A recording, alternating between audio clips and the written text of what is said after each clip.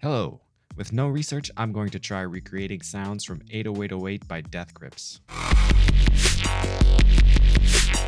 This isn't a video about the gear they used. It's about using our ears to dissect and recreate sounds ourselves with whatever gear we already have. Along the way, I'll share what worked and what didn't work, and at the end, I will assess what I could have done better so that we can both learn from my mistakes.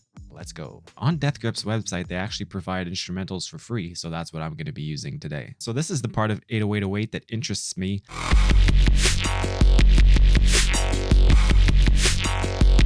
This is definitely not the craziest sound that you'll hear on a Death Grips song, but it's a good starting point for me, and I do hope to revisit this band in the future. A caveat to this entire video is that it was later brought to my attention that this sound was likely made with a wavetable synth and step sequencing. But what you're about to see is a very roundabout way of getting this sound. But there are still some techniques that I found interesting, and maybe you will too. My first instinct tells me that the bulk of this sound was created at the waveform stage. I think it must be one of the basic waveforms, but with that vowel movement / step sequencing kind of sound coming from automation of the pulse width. So I try that.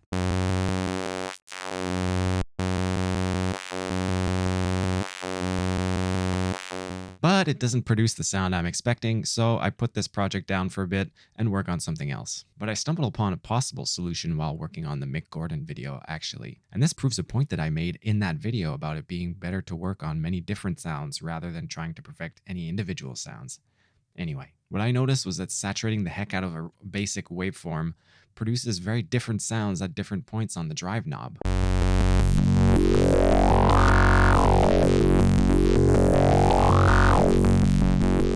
So I use this to get that vowel movement / step sequencing type sound, and I know that automation is going to be necessary for this, so I do that right away. And I automate in steps rather than in curves, which is what I mean when I say the step sequenced sound. Now that I have the really basic parts of the sound, I want to add more context from the original to help me make my decisions. So I start with the 808. First, I use some filters on the original instrumental to find out where each of these sounds lives in the frequency spectrum. I want to know how these sounds relate to each other and where each one begins and ends on the frequency spectrum and where each one is most prominent.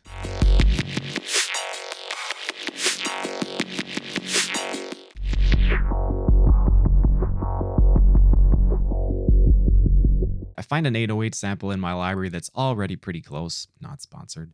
For the sake of time, I made some changes to the attack and sustain to make it more like the original.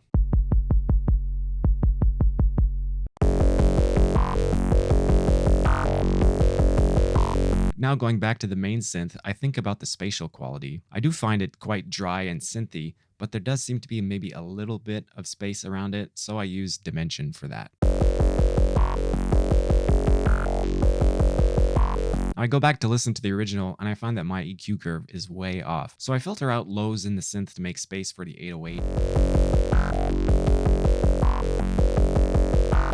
Then I use OTT as a sort of 3-band EQ to make some broad changes and focus the sound in the upper mids.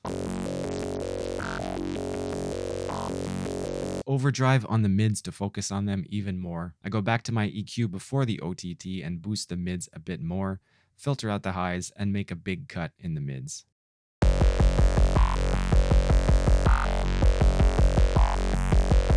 Right now, I know that I'm not that close to the original sound, but I want to add even more context from the original track, so I'll do these sounds really quick. The snare sounds like it can be divided into 2 layers, one with a lot of white noise, another with a fundamental pitch. So I find samples like that. It also sounds like there is some widening, some chorusing, some delay, and a reverse snare that leads into each hit. The pad sounds like a combination of basic waveforms, so I find a couple that sound close. And I also hear some detuning, some reverb, and filtering on it.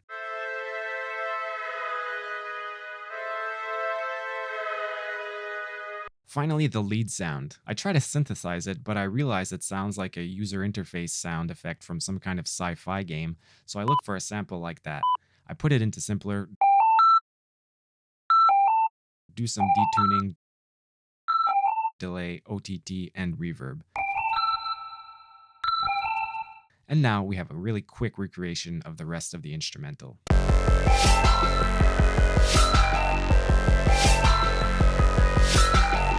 With all this new context, I realized that that step sequenced vowel movement type sound, which is the most important part of this sound, is not coming through as much in context as it does in solo, so I need to fix that. I'm a little out of ideas at this point as to how to emphasize this even more, so I do some random experimentation and I find some cool tricks. First, I thought maybe a wah-wah type effect would do this, so I put an auto filter on, group the plugin, and create an empty chain to be able to use it in parallel.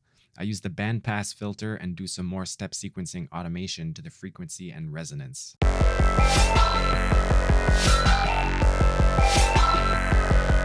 Now I'm going to go back to the main synth and twiddle some knobs. Now that we have a lot of processing after the synth, even small changes to the knobs can create big changes to the sound. After some random twiddling, I decide on a few parameters to automate. The FM from sub knob,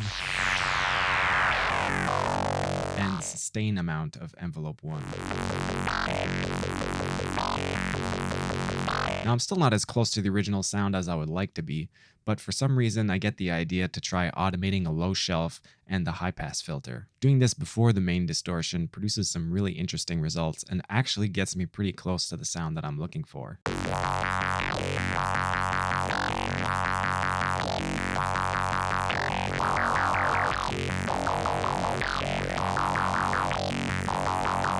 Now I want to see what happens when I do the same kind of automation with the low pass filter. And I find that this also gets me closer to my goal.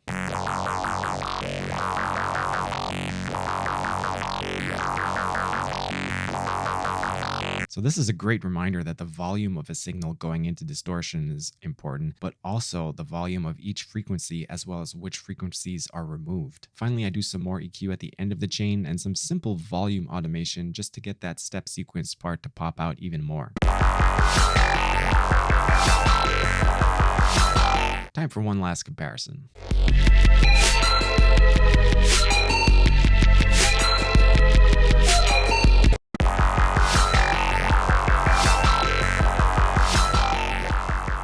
Here's my self-assessment of the results. Compared to the original, I think my main synth is probably over-distorted and perhaps over-compressed.